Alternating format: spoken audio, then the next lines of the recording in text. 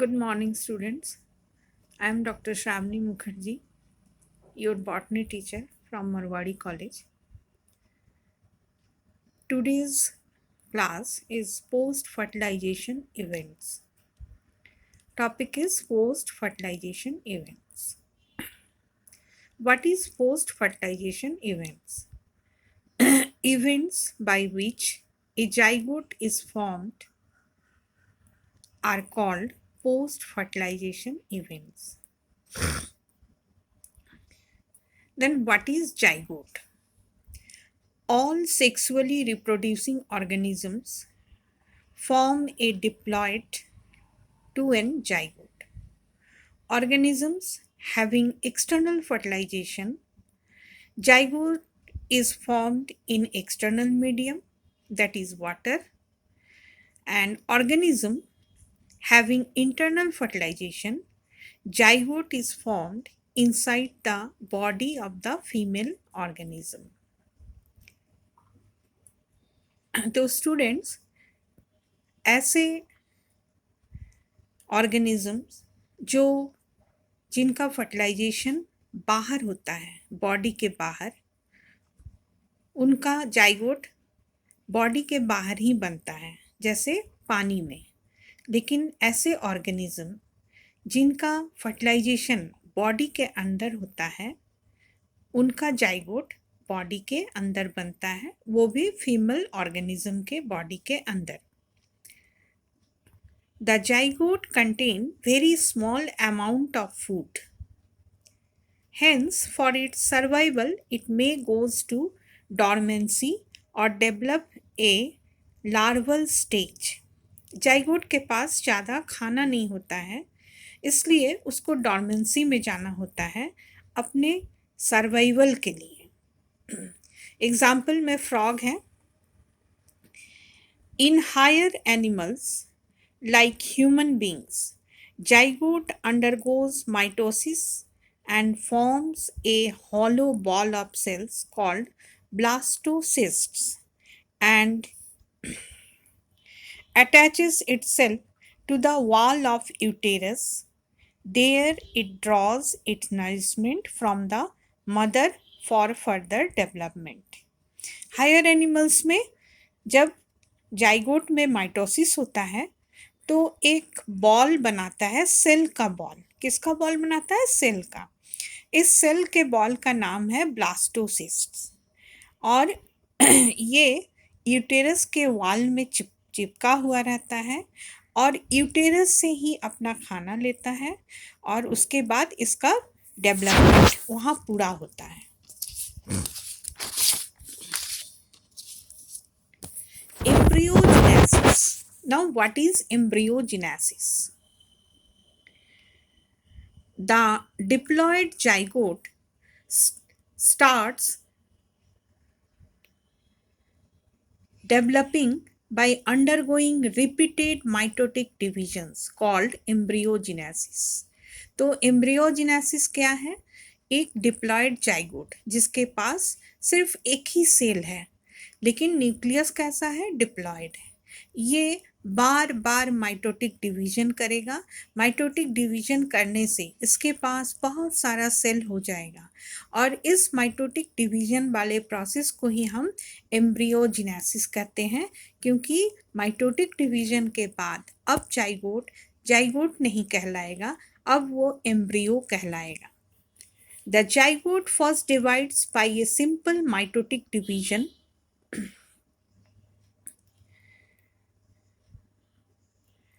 Repeated cell divisions to form a multicellular body, then undergoes cell differentiation. The cell differentiation results in formation of specialized tissues and organs in the developing fetus. That means कि zygote, which is only one celled, after embryogenesis form a multicellular body called embryo and cell differentiation takes place in the embryo to form different organs. Zygote में cell division के बाद जब बहुत सारे cell हो जाएंगे तो वो सेल डिफरेंशिएशन करेगा, और सेल डिफरेंशिएशन करने के बाद वो एक फीटस में कन्वर्ट हो जाएगा। On the basis of development of zygote, animals are of two types, oviparous animals। Zygote किस तरह से डेवलप कर रहा है, इसके बेसिस से हम एनिमल को दो तरह के एनिमल में बांट देते हैं। Oviparous animals. What is oviparous animals? Fertilisation में एक्सटर्नल और internal, but the development of zygote always takes outside the body of female parent, that is called oviparous animals। इसमें एग्जाम्पल आता है रेप्टाइल्स एंड बर्ड्स। इसमें क्या होता है कि जो जाइगोट होता है उसका फर्टिलाइजेशन, जाइगोट जब बनता है फर्टिलाइजेशन अंदर भी हो सकता है बाहर भी हो सकता है, परंतु जाइगोट का डेवलपमेंट वो हमेशा फीमेल पेरेंट के बॉडी के बाहर होगा। तो oviparous animal lay fertilised eggs covered by hard calcareous shell। The young ones hatch out of egg after a certain period of incubation। जैसे आप बर्ड्स में देखते हैं कि जो फीमेल है वो एग ले करती है, और एग ले करने के बाद वो एग के ऊपर बैठे रहती है एक सर्टेन पीरियड तक। इस एग में एक शेल होता है जो उसको प्रोटेक्शन देता है, जिसको कैल्केरियस शेल बोलते हैं। एग से कुछ दिन बाद उसका ऑफस्प्रिंग निकलता है after certain period.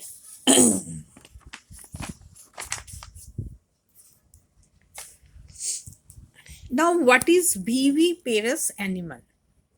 The fertilization is always internal, and the zygote develops into young one inside the uterus of female organism। viviparous animal में हमेशा फर्टिलाइजेशन इंटरनल होगा और जाइगोट डेवलप करेगा हमेशा फीमेल के यूटेरस में, वो भी बॉडी के अंदर।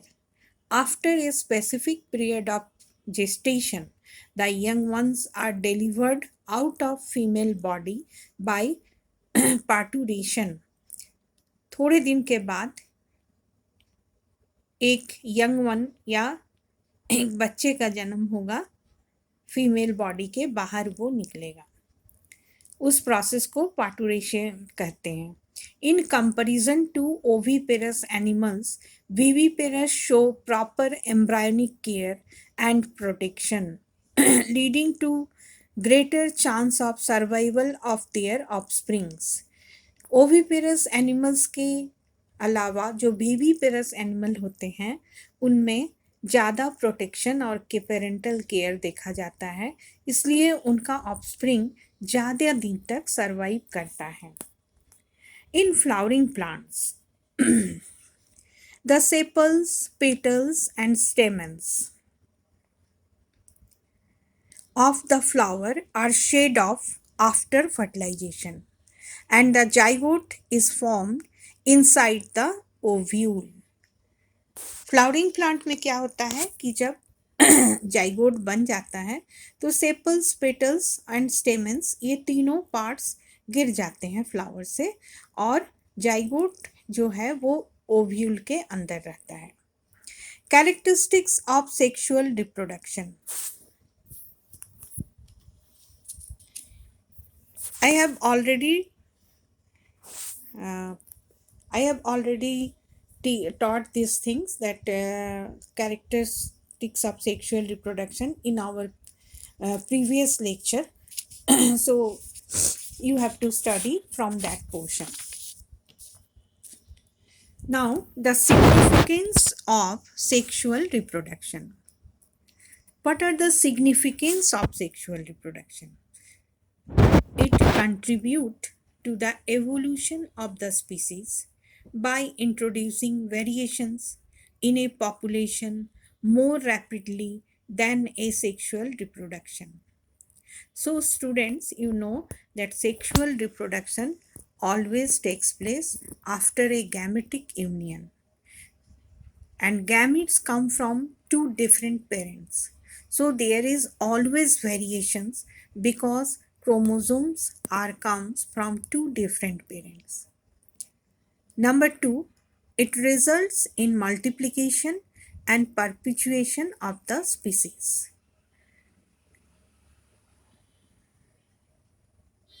नंबर वन में हम सिग्निफिकेंस की बात करें तो नंबर वन में बोला जा रहा है कि एवोल्यूशन में ये बहुत ज़्यादा सपोर्ट करता है क्योंकि इसमें वेरिएशंस होता है। वेरिएशंस क्यों होता है? क्योंकि दो अलग अलग पेरेंट्स आते हैं सेक्सुअल रिप्रोडक्शन में और दोनों पेरेंट्स से जो गैमेट्स बनते हैं उनके यूनियन से जाइगोट बनता है, यानी कि दो अलग अलग क्रोमोसोम्स आते हैं और उससे क्या होता है कि वेरिएशन का चांसेस ज़्यादा हो जाता है। और दूसरी बात है कि ये मल्टीप्लिकेशन को बढ़ावा देता है sexual reproduction. Thank you students.